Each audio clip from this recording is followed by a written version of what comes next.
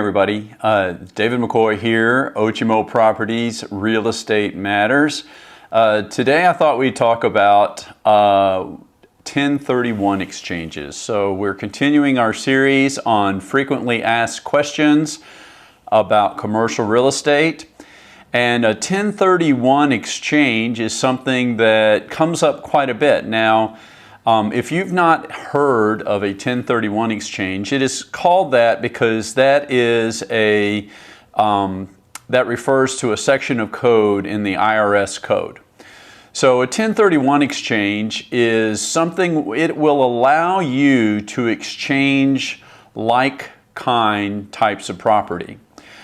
This has been changed in the last couple of years with the tax reform under the Trump administration, but it still applies to real estate. It used to be you could do it for collectibles as well, and so some people would do it for, it could be anything. It might be gold coins, or it might be antiques, or things along those lines. But they restricted its use.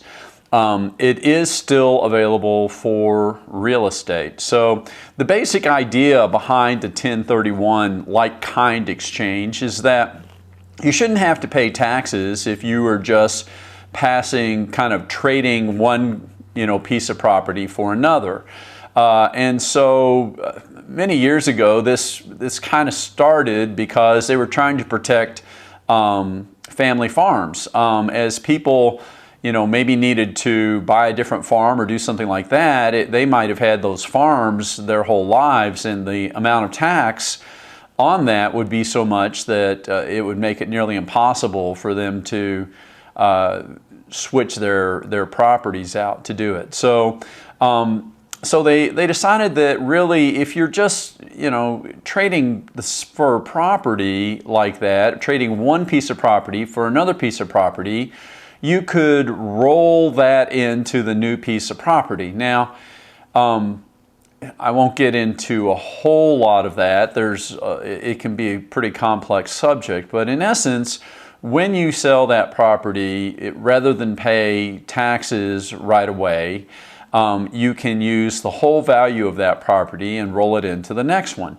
Now, it doesn't necessarily, it's not something designed necessarily to keep you from ever paying taxes.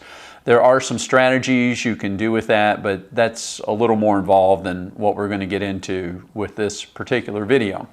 Eventually, when you sell a piece of property, they would expect you to pay the tax at that point.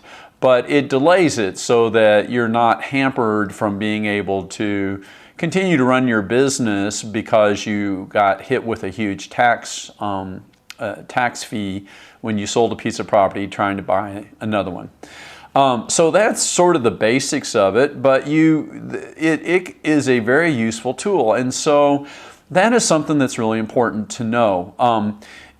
If you want to buy a new piece of property, if you are, let's say that you have some investment property, maybe it's multifamily, maybe it's, let's say it's a duplex, and you see that there's a couple of duplexes in another spot, or maybe there's a condo that you'd rather have in Florida or something along those lines, and it would still be a rental property. You would still be getting money off of that.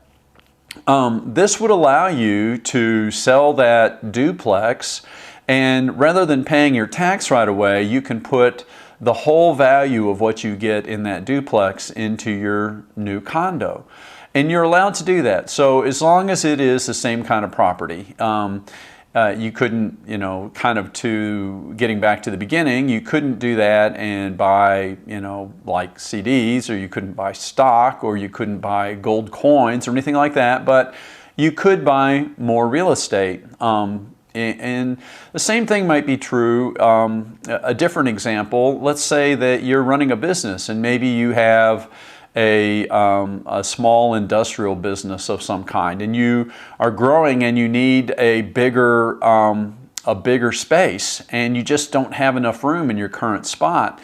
So you want to move into a new spot and you go to buy it, but if you have to pay all the tax when you sell your existing thing, you won't have enough money to be able to buy your new plant, and it would keep you from being able to move and expand. Same thing there. When you sell that old plant, you can roll all of that into the new one, and you would not be liable for that tax until you sold this one.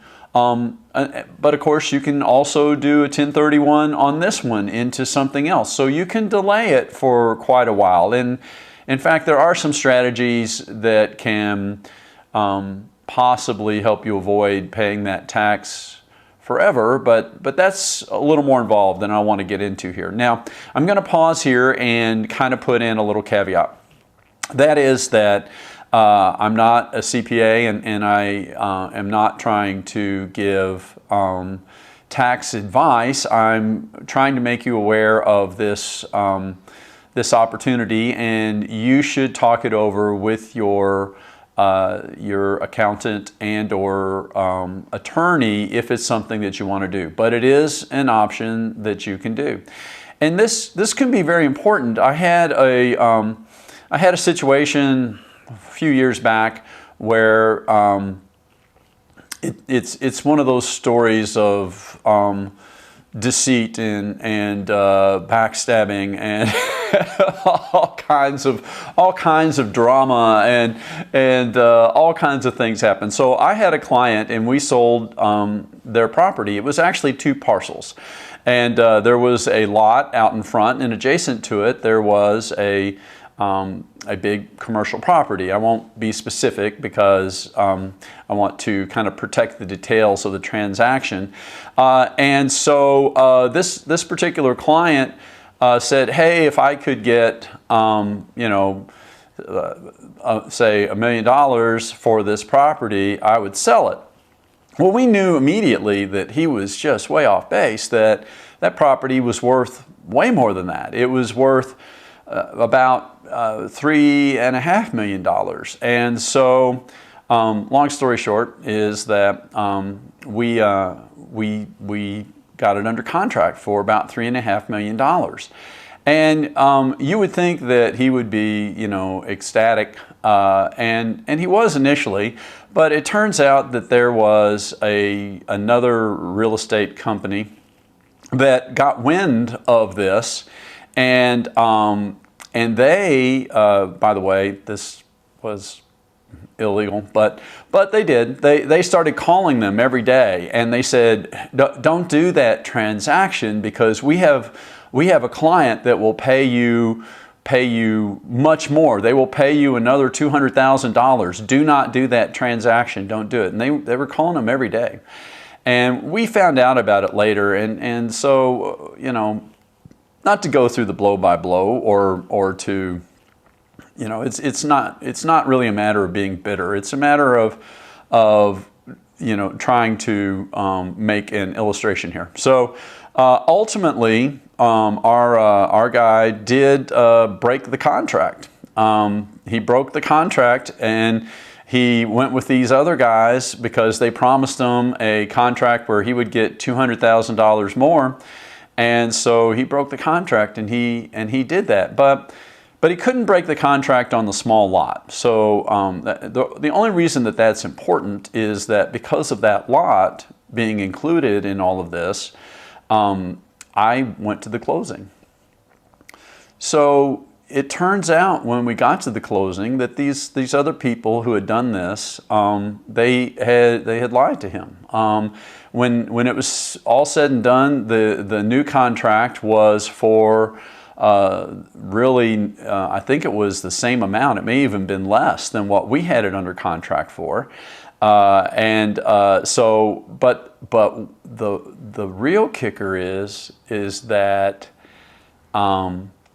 they did not advise him about the 1031 exchange. And so they sold the property, and they did not try to roll it into anything else. They just sold it. And so they lost $600,000 in taxes. $600,000 in taxes. And that was because they didn't have good advice. Now, again, I'm not going to, mention details or identify anything, and I'm trying to be cautious about the transaction so that nobody really can figure it out. But the point is that it can be a tremendous advantage to do this. Now, again, I'm going to stop there and also give another caveat, and that is that doing 1031 exchanges, there's a very big benefit to it, but they also can be difficult to do because you do have to find a property. There are very strict guidelines, and there are very strict schedules. If you don't hit any of those, if you don't hit the requirements, then you lose the tax advantage. And that's just the way it is. And there's no leeway on it. I mean, a death in the family would not eliminate it. You have to be able to perform those things. So it is challenging to do, but it can be done. It can be done, and it can be a big, very important part of a transaction like that. So probably have run this a little bit longer than I intended to, but the takeaway I want you to have here is that if you're selling one piece of property, one piece of commercial property, you should consider possibly buying another one. Or if you're planning on buying and selling one anyway, you should consider this transaction because it can really make a big difference in your transaction and save you a lot of tax. So again, for specifics of this, I can tell you a little bit more about it, but I can't really offer tax advice. You really need to talk to your CPA about that or your tax attorney. But it is something that can be a very useful tool as you are growing your business or planning retirement or whatever it might be. So, well, I'm going to wrap it up there today, and I hope everyone has a terrific day today. If you like this video, please click like, and if you think someone might benefit from it, I hope you'll share it.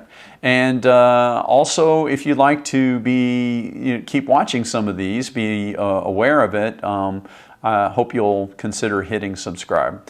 Everybody have a terrific day today, and I will see you guys next time. Take care. Bye.